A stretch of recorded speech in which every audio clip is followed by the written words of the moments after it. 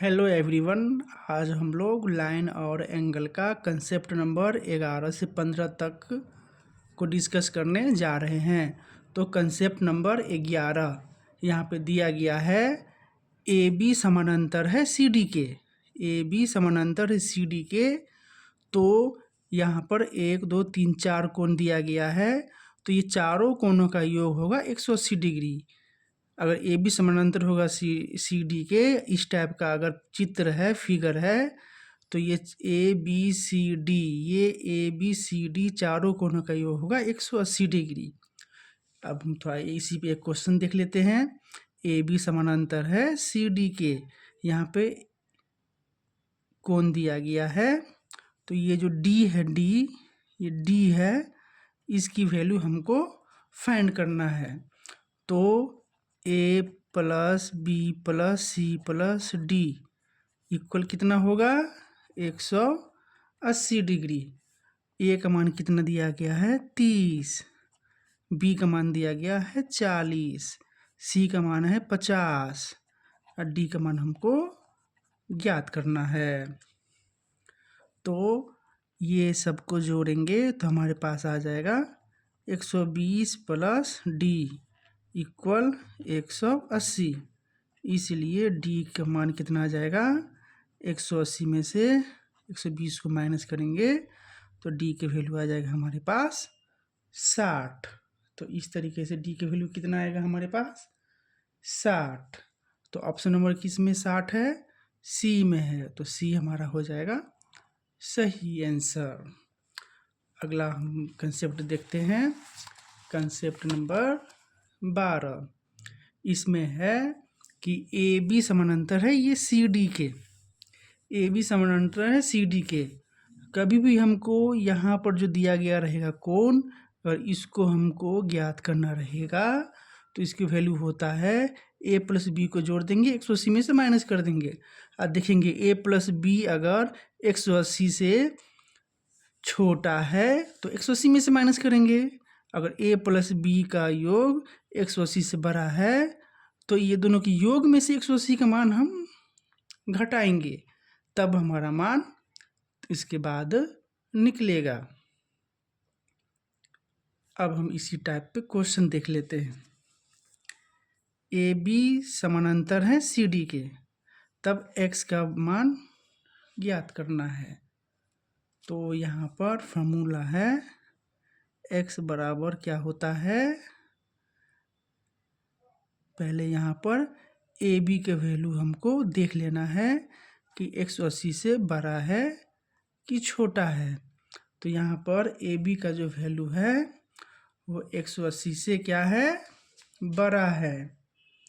तो इसमें हम लोग क्या करेंगे, अगर इस टाइप का क्वेश्चन रहेगा तो हम लोग ए बी के योग में से 180 को माइनस करेंगे। तो ए प्लस बी माइनस 180। यहाँ पर हम कहीं पर पहले ए प्लस बी निकालेंगे तो 150 प्लस 120 यानी कि 270। तो 270 क्या है, बड़ा है 180 से, इसलिए हम ये वाला फार्मूला लगाएंगे। अगर 180 से ये छोटा रहता तब हम ये करते। तो यहाँ पर a प्लस बी कितना है 150 प्लस 120 माइनस 180, ये हो जाएगा 270 माइनस 180। अब इसको हम माइनस करते हैं तो हमारे पास कितना आता है 90 डिग्री। तो इसमें 90 डिग्री कौन सा ऑप्शन है, ऑप्शन नंबर बी। तो ऑप्शन नंबर बी हमारा सही आंसर है। नेक्स्ट कंसेप्ट अब हम देखते हैं। कंसेप्ट नंबर 13, यदि ए बी समानांतर है सी डी के, अगर इस टाइप का चित्र है तो अगर ये x की वैल्यू निकालना हो तो a माइनस बी करेंगे। इस टाइप का क्वेश्चन हम एक देख लेते हैं क्वेश्चन दिया गया है यदि ए बी समानांतर सी डी के तब ए का मान ज्ञात करें। ऑप्शन दिया गया है ए है 70, बी है 160, सी है 150, डी है 90। तो सीधा हम फॉर्मूला लगाते हैं। क्या होता है x इक्वल ए माइनस बी। एक्स की वैल्यू यहाँ पर दिया गया है कितना है 50 और यहाँ पर ए की वैल्यू फाइंड करना है। बी का वैल्यू दिया गया है 100। यहाँ पे फिगर में ए की वैल्यू निकालना है। बी की वैल्यू 100 दिया गया है, एक्स की वैल्यू 50 दिया गया है। ए की वैल्यू निकालेंगे तो इसलिए ए हो जाएगा 100 प्लस 50 यानी कि 150। 150 का कौन सा ऑप्शन है तो ऑप्शन नंबर सी। तो ये हमारा सही आंसर है। नेक्स्ट कंसेप्ट को अब हम देख लेते हैं। Concept number 14।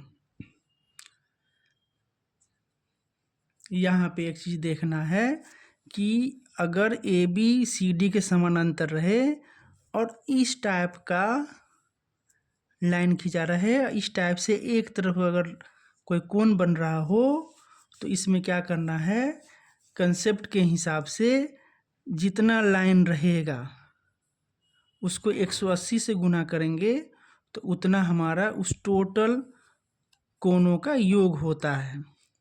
जैसे कि एक ये हो गया कोण, इसमें कितने लाइन है तो इसमें लाइन है 3, 1 2 3।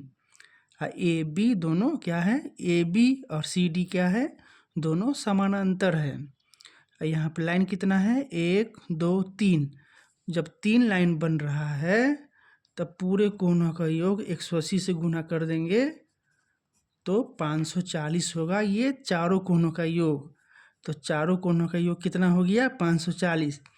अगर इसमें अगर 6 लाइन होता है तो 6 से गुना करते, 5 लाइन होता है तो 5 से गुना करते, उतना हमारा टोटल कोण का मान रहेगा। यहाँ पर एक क्वेश्चन हम लोग देख लेते हैं। ए बी समानांतर है सी डी के। यहाँ पर कितने लाइन है 1 2 3। तो 3 लाइन है यानी कि इतना वैल्यू होगा टोटल कोण का योग। कोण कितना है, ए है दिया हुआ नहीं है, बी है 140, सी भी है 140, डी है 120। कितने योग के बराबर हो जाएगा 540 के। तो ए की वैल्यू कितना आ जाएगा, यहाँ से सबको जोड़ देंगे तो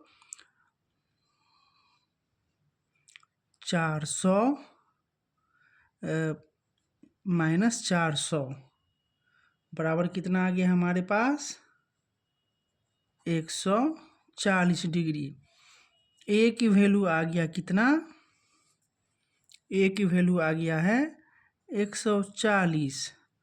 तो थीटा की वैल्यू कितना होगा, तो इजी है बिल्कुल। थीटा के वैल्यू निकालने के लिए कुछ नहीं करना है, 180 में से इस 140 को माइनस कर देंगे तो थीटा के वैल्यू निकल जाएगा कितना 40।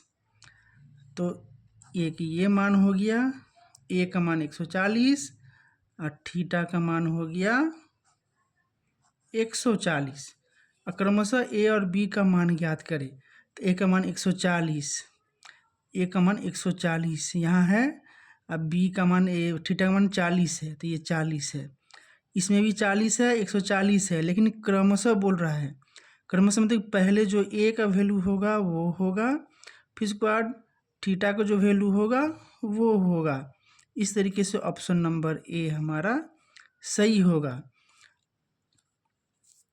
तो अब हम नेक्स्ट कंसेप्ट को डिस्कस करने जा रहे हैं, देख लेते हैं जरा सा।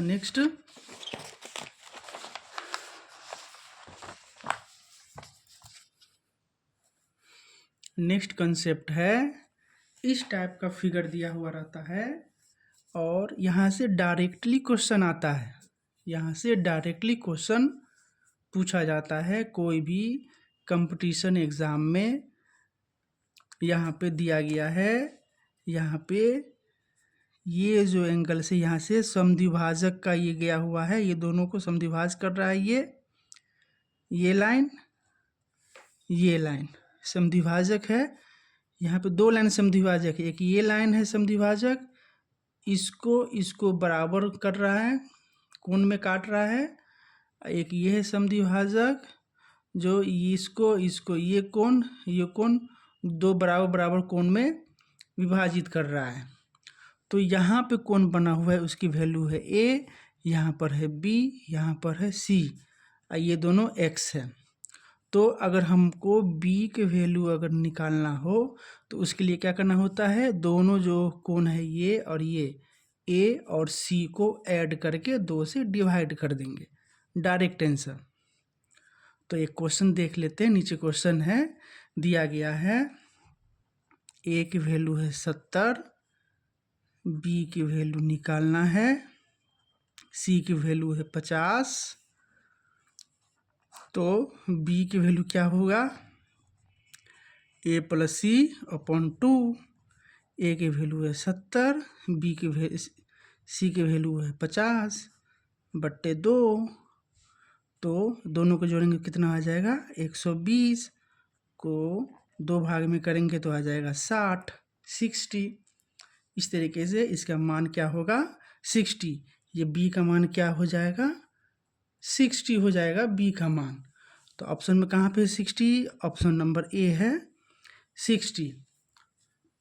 अभी तक हम लोगों ने कंसेप्ट नंबर 1 से 15 तक को क्लियर कर लिया है। अभी और आगे कंसेप्ट है, उसको नेक्स्ट वीडियो में हम डिस्कस करेंगे। अगर ये वीडियो आप लोगों को अच्छा लगा हो तो लाइक और सब्सक्राइब करें। धन्यवाद।